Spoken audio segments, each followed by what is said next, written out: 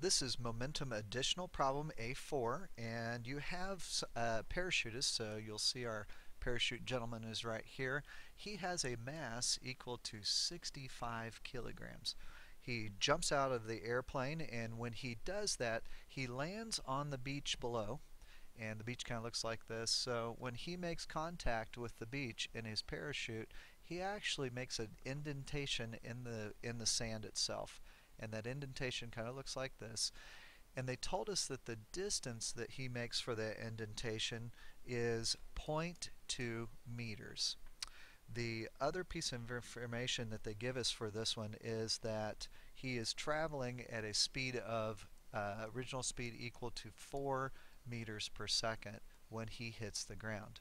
We know that the final speed when he hits the ground should be equal to 0 meters per second. They would like for us to find, in this problem, the force of impact. So force is equal to m times delta v over t. So far we know we have mass. That's easy to do. We have a change of velocity, but we're also missing time. In order to find time, we need to use a different equation. We're going to say that the average speed is equal to the distance over time, or the time is equal to the distance over the average speed. We do not have average speed, so we need to find that average speed. Average speed is always the original plus the final speed divided by 2. Our original speed was 4 meters per second. Our final speed is 0 meters per second.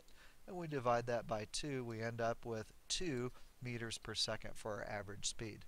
At this point, I'm going to take the 2 meters per second average speed. I'm going to plug it into my equation here. We know the distance that he traveled when he hit the ground was 0.2. So let's plug those in. This would be 0.2 meters divided by 2 meters per second. When I do that math, I end up with a time of 0.1 seconds. So there is our time of impact.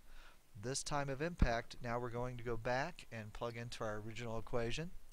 We said that the gentleman's mass was 65 kilograms.